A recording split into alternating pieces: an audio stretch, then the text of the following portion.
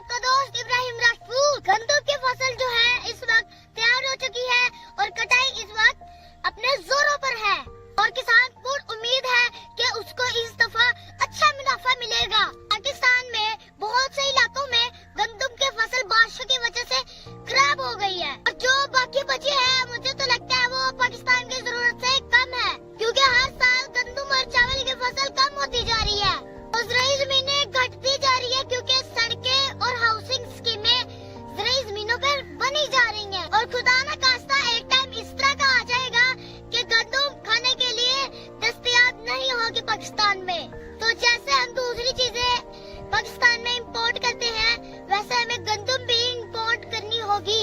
मेरी गवर्नमेंट से दरखास्त है कि ज़राई ज़मीनों पे हाउसिंग स्कीमें बंद कर दे।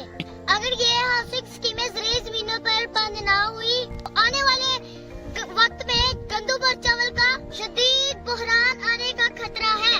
अल्लाह हमारे हुक्मरानों को हदायत दे और वो ज़राअत के शोबे में तवज्जो करे। अब देखिए ज़राई ज़मीनों में कितना मजा आता है। अभी मैं अपने गाँव में हूँ, शहर में ऐसा मजा कभी नहीं आता। आप देखिए मेरे पीछे वो छोटे छोटे बादलों के टुकड़े कितने प्यारे लग रहे हैं, क्योंकि गांव में आलूदगी नहीं होती ज़राई ज़मीनों की वजह से और दरख्तों की वजह से एकदम साफ होता है। अब मेरे पे ये साथ में देखिए आप गंदम की फसल है जो पक के तैयार हो गई है, इसको एक दो दिन में काटा जाएगा। तो दोस्तों आपको मेरा गाँव और मेरे गाँव की फसलें किस तरह की लगती हैं कमेंट्स में जरूर बताइए।